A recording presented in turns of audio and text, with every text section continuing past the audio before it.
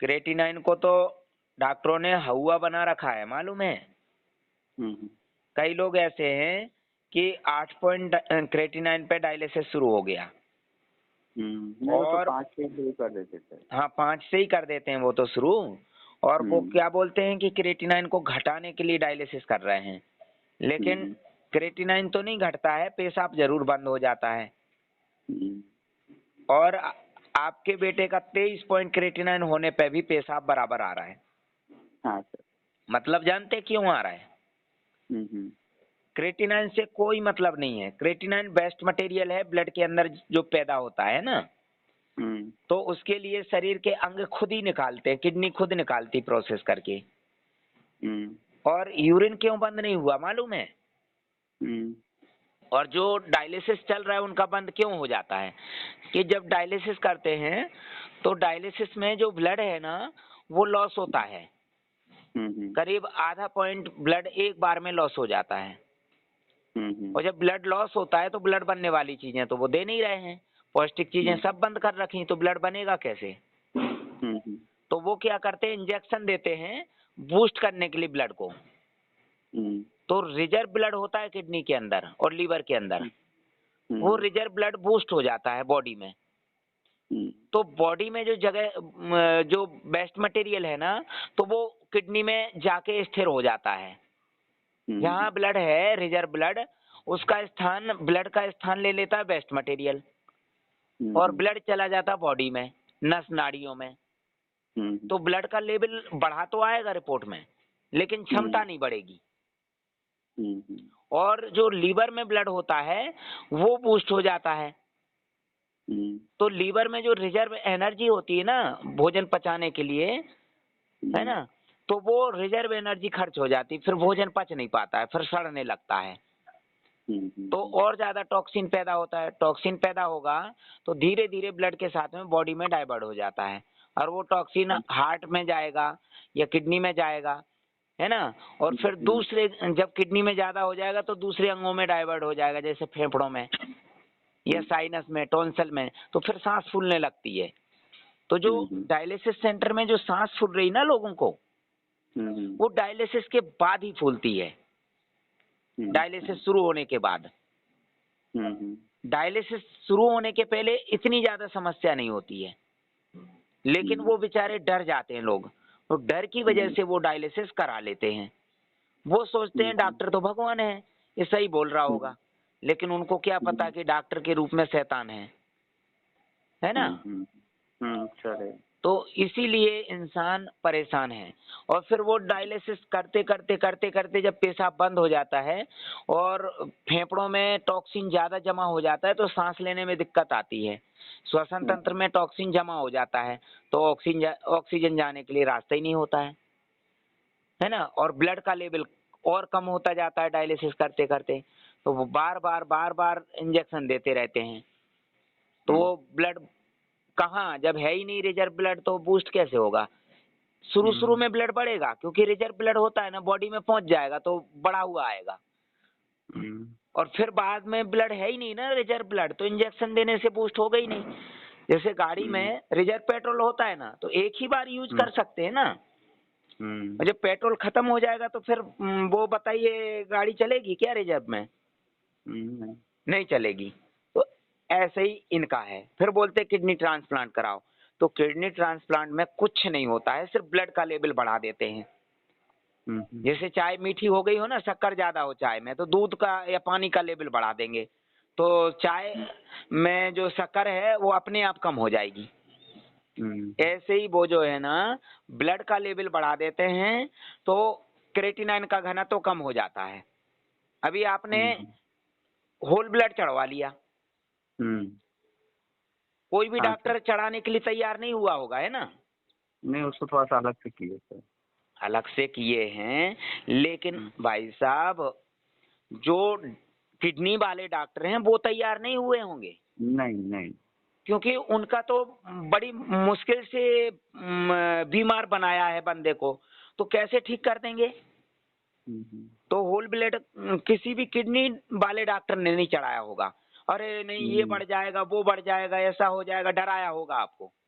है ना। और वो सोच रहे होंगे कि इनको होल ब्लड के बारे में बताया किसने है, है ना। और आपने कहाँ चढ़वाया होल ब्लड? वो ऐसे ही डॉक्टर हैं सर, छोटा क्लिनिक है, हाँ हाँ उन्होंने किया उन्होंने। हाँ, तो चढ़ा दिया, कोई दिक्कत आई क्या? हाँ, उन्होंने बोला कुछ नहीं बताना, मैं लिख के नहीं दूंगा, ऐसे करेंगे। हाँ, क्योंकि उनका जो ग्रुप है ना, वो उनको छोड़ेगा नहीं कि भाई तुमने क्यों चढ़ा दिया, है ना। तो भैया ये जो ब्लड चढ़ाया होल ब्लड, इसमें कम से कम 3 पॉइंट ब्लड बढ़ गया होगा। और पीआरबीसी चढ़ाते तो 1 पॉइंट ही बढ़ता और केमिकल ज्यादा पहुंच जाता। प्रोसेस के लिए जो केमिकल डालते हैं ना ब्लड में, प्लाज्मा, प्रोटीन, प्लेटलेट्स, आयरन को निकालने के लिए चोर हैं ये तो। ब्लड में से सारे पोषक तत्व चुरा लेते हैं। और अपन सोचते हैं रक्तदान महादान, इनके लिए महा धंधा है ना। तो देखो ब्लड चढ़ गया, कोई दिक्कत आई? अभी तो नहीं सर। लेकिन डॉक्टर तो बोलते हैं अरे परेशानी आ जाती है। अब देखो 23 पॉइंट क्रेटिनाइन में आपने होल ब्लड चढ़वा लिया और कोई दिक्कत नहीं आई। वहाँ 5 पॉइंट क्रेटिनाइन में वो जो है ना होल ब्लड नहीं चढ़ाएंगे। और होल ब्लड वो पीआरबीसी भी नहीं चढ़ाएंगे, इंजेक्शन लगाएंगे डायरेक्ट। बोलते हैं इंजेक्शन से ब्लड बन जाता है। तो फिर खाना काहे के लिए दे रहे हैं? लेटरिन बनने के लिए दे रहे हैं क्या खाना? अगर खाना से सिर्फ लेटरिन बनेगी, ब्लड थोड़ी बनेगा उनके हिसाब से। उनके हिसाब से तो कुछ भी मत खाओ ना कुछ भी पियो, बस इंजेक्शन लगवाते रहो, डायलिसिस कराते रहो। तो अब आपने बहुत बढ़िया काम किया। और एक बात और है, आपने होल ब्लड चढ़वाया, अलग से पैसा दे दिया, लेकिन और लोग अलग से पैसा नहीं देंगे, भले ही वो डायलिसिस में 10,000 खर्च कर देंगे, लेकिन किसी डॉक्टर को अलग से पैसा नहीं देंगे, है ना। और जितना बड़ा डॉक्टर होगा उतना लुटेरा होगा, ध्यान रखना। ये जैसे भेलोर में जाएंगे आप या नडियाद में जाएंगे, मैं तो खुला बोलता हूँ, है ना, ये सबसे बड़े बड़े चोर हैं। वो नडियाद को बोलते हैं हब किडनी ट्रांसप्लांट का। अच्छा भला व्यक्ति चला जाए ना तो उसका ट्रांसप्लांट कर देंगे। तो आप उनके चंगुल में फंसना नहीं बस। और होल ब्लड जब चढ़ा तो कितने घंटे में चढ़ाया? 6 घंटे। 6 घंटे में। ये जो है ना डॉक्टर लोग, यदि होल ब्लड चढ़ाते भी जबरदस्ती करके चढ़वाते आप, तो 1 घंटे में उतार देते जबरदस्ती। तो हार्ट पे और नसों पे लोड ज्यादा पड़ता, तबीयत बिगड़ जाती। और फिर आपको दोष देते, देखो होल ब्लड चढ़ाया था ना, तबीयत बिगड़ गई। होल ब्लड चढ़ाया इसलिए तबीयत बिगड़ गई। और वो आईसीयू में भर्ती कर देते, है ना। वो पीआरबीसी तो आधे घंटे में उतार देते हैं डायलिसिस के साथ में। और हम बोलते हैं कि भैया जब 4 घंटे का डायलिसिस हो रहा है तो धीरे धीरे चलने दो ना, तुम्हारे सिर पे तो बंधा हुआ नहीं है। तो नहीं, वो नहीं बोलते, नहीं ऐसे ही चढ़ता है। भैया उनको, मरीज को ठीक करने की उनकी नियत ही नहीं है, समझ रहे हैं आप? हाँ सर। अब बराबर जो है ना कांटेक्ट में रहना, वॉमिटिंग हो और लूज मोशन हो तो आपको पूर्ति करना, बैलेंस करना सिस्टम को, डाइजेशन को, है ना। जितना ज्यादा लूज मोशन हो उतना पौष्टिक तत्व पहुंचाते जाना है। और ये दवाई नहीं है, न्यूट्रिशन है।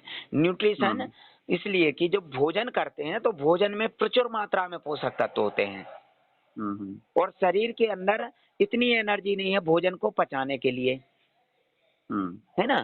क्योंकि भोजन को पचाने में भी शरीर की रिजर्व एनर्जी खर्च होती है और रिजर्व एनर्जी है नहीं, तो भोजन पचेगा नहीं। जब भोजन पचेगा तब पोषक तत्व मिलेंगे बोन मीरो को।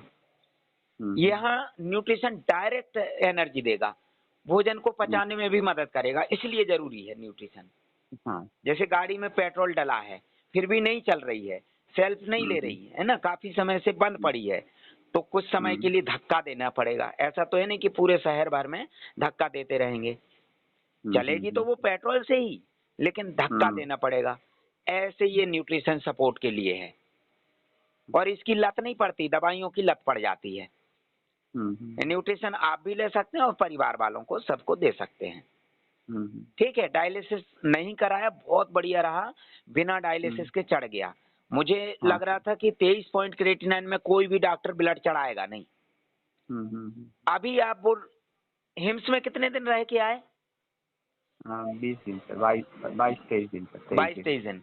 तो क्रिएटिनाइन का लेवल घट के फिर बढ़ गया है ना, हाँ सर। और हीमोग्लोबिन बढ़ के फिर घट गया। हाँ सर। क्या मतलब रहा?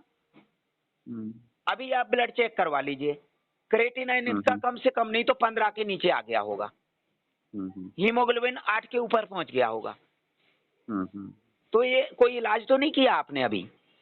नहीं। कल सिर्फ ब्लड ही चढ़वाया ना, आज रिपोर्ट चेक करवा लीजिए, क्रिएटिनाइन इनका 15 के नीचे आ गया होगा, हीमोग्लोबिन 8 के ऊपर पहुंच गया होगा। हीमोग्लोबिन बढ़ेगा तो क्रिएटिनाइन घटेगा, समझ रहे? अभी और ब्लड चढ़वा लेंगे ना तो क्रिएटिनाइन 10 के नीचे आ जाएगा, और ब्लड चढ़वा लेंगे, जैसे ही 13 पॉइंट के ऊपर जाएगा ब्लड तो क्रिएटिनाइन नॉर्मल आ जाएगा, 1 पॉइंट के नीचे आ जाएगा। लेकिन ब्लड जो चढ़वाएंगे वो फिर लैप्स हो जाएगा तो क्रिएटिनाइन फिर बढ़ जाएगा। नेचुरल तरीके से ब्लड बनेगा खाने पीने से। तो आपको क्या है, पाचन तंत्र को पहले क्लीन करना है, जो अंदर भरा हुआ आंतों में और मलाशय में, आमाशय में जो भी वेस्ट मटेरियल भरा है उसका बाहर निकालना है। और इंटरनल पार्ट में जो भरा हुआ है, जब आप नेचुरल चीजें लेंगे तो वो घुल के यूरिन के रास्ते वॉमिटिंग के द्वारा निकलेगा, और फिर जो खाएंगे पिएंगे तो जो नेचुरल तरीके से ब्लड बनेगा तो वो घटेगा नहीं, और ब्लड नहीं घटेगा तो क्रिएटिनाइन नहीं बढ़ेगा। ये चीज ध्यान रखना, ठीक है? हाँ। और कोई भी डॉक्टर जो है ना समझाएगा नहीं। अरे समझाएगा क्या, वो समझेगा भी नहीं, समझ रहे हैं? वो ये बोलेगा डॉक्टर तुम हो क्या हमें, बस उन्होंने ये जुमला रट लिया है। कुछ भी परेशानी होगी आप क्वेश्चन करो या कुछ रिक्वेस्ट करो तो वो यही बोलेंगे डॉक्टर तुम हो क्या हमें। अब भैया ये कौन सी बात है, डॉक्टर तो वो ही है ना। लेकिन प्रॉब्लम क्यों खत्म नहीं कर पा रहे हैं फिर ये लोग? ये जगह जगह जो बैठे हैं डेरा डाले धंधा जमाए, ये लोग समस्या क्यों नहीं खत्म कर पा रहे हैं? आप बताइए, मुंबई जैसे शहर में हॉस्पिटल की कमी है क्या? नहीं। आपको मेरे पास आने की क्या जरूरत पड़ गई? इसलिए कि ये डॉक्टर लोग जो है ना, इनकी नीयत नहीं है आपके बेटे को ठीक करने की, किसी को ठीक करने की नीयत नहीं है इनकी, है ना? हाँ। इसलिए मजबूरी में मेरे पास आना पड़ा आपको, जबकि मैं डॉक्टर नहीं हूँ, फिर भी मेरे पास आना पड़ा, है ना? तो आप बिल्कुल निश्चिंत रहिए, आपके बेटे की किडनी 1% भी खराब नहीं है, ठीक है? सिर्फ वेस्ट मटेरियल बढ़ा हुआ है, और वो पैदा होता है हर इंसान के अंदर, हमारे अंदर भी, आपके अंदर भी, लेकिन हम निकलने नहीं देंगे तो वो डिपॉजिट होते होते होते होते लेवल बढ़ जाएगा, और समय समय पे निकलते रहने दें तो बैलेंस होता रहेगा, ठीक है? ठीक है। ओके।